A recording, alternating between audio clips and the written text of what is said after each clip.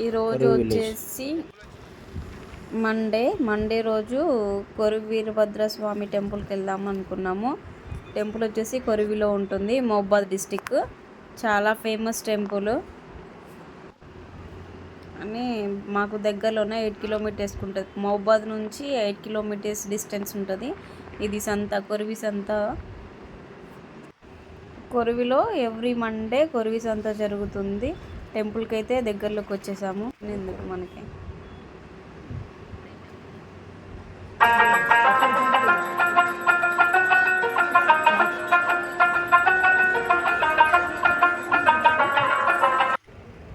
Temple దగ్గరికి అయితే వచ్చేసాము. రీసెంట్గానే ఈ కొరివిలో మహాశివరాత్రి టైంలో చాలా జాతర జరిగిందండి. చాలా బాగా చేశారు.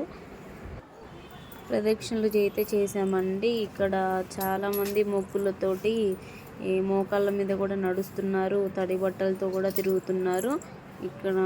ఇక్కడ వచ్చేసి కొరవి వీరభద్ర స్వామికి బంగారు మీసం, నల్లని రూపం, కూర మీసాలు, పదునైన చూపులు, కుడివైపున ఒక చేతిలో ఖడ్గము, ఒక చేతిలో త్రిశూలము, ఒక చేతిలో పుష్పం, ఒక చేతిలో గద, ఒక చేతిలో దండము, ఎడమ వైపున ఒక చేతిలో డమరుకము, ఒక చేతిలో సర్పము, ఒక చేతిలో విల్లు, ఒక చేతిలో బాణం, ఒక చేతిలో ముద్దరం, మొత్తగా 5 జతల చేతులు. స్వామి పాదాల కింద వినయంగా నంది వాహనము, ఎడమ వైపున భక్తులకు అభయమిస్తూ భద్రకాళిక వీరభద్రుడి రౌద్ర రూపము భూత ప్రేత పిశాచాలక వణుకు పుట్టిస్తుందని భక్తుల విశ్వాసము. కాబట్టి దుష్ట శక్తుల పీడ తొలగించుకోవడానికి ఎక్కడెక్కడో జనము ఇక్కడ దేవుణ్ణి శరణమేడుతున్నారు.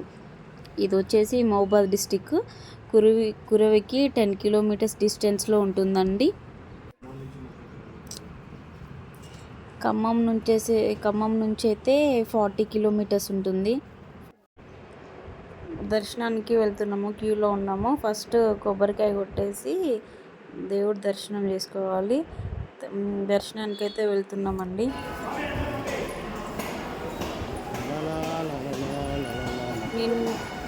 ఈ టెంపుల్ లోపల నిన్న స్వామివారి కళ్యాణం అయిపోయాక 16 రోజుల పండగ అనేది అయిపోయిందంట.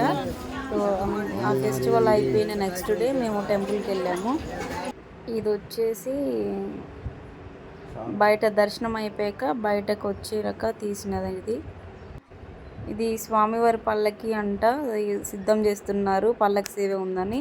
సో ఇక్కడ 4 పులిహోర ప్యాకెట్లు, ఒక లడ్డు తీసుకున్నాము.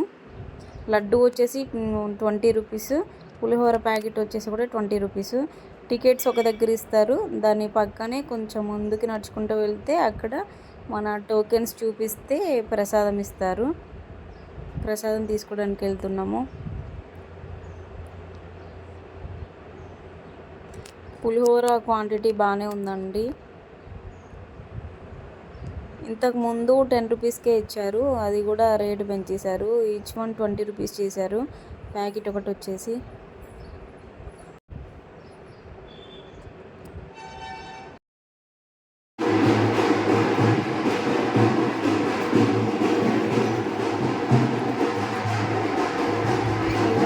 పల్లకి సేవ స్టార్ట్ అయింది.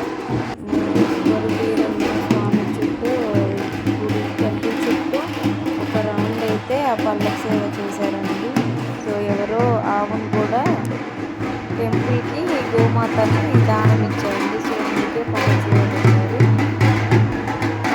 గోమాతని టెంపుల్ లోపలికి తీసుకెళ్ళి స్వామివారికి చూపించి పల్లకి సేవ చేస్తున్నారు.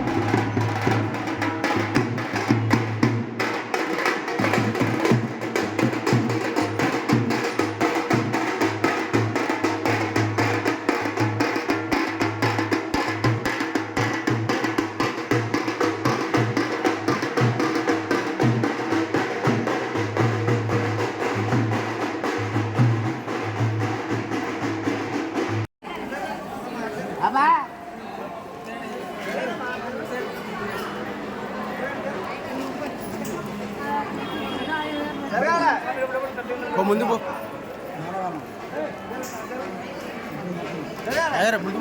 ముందు పోయి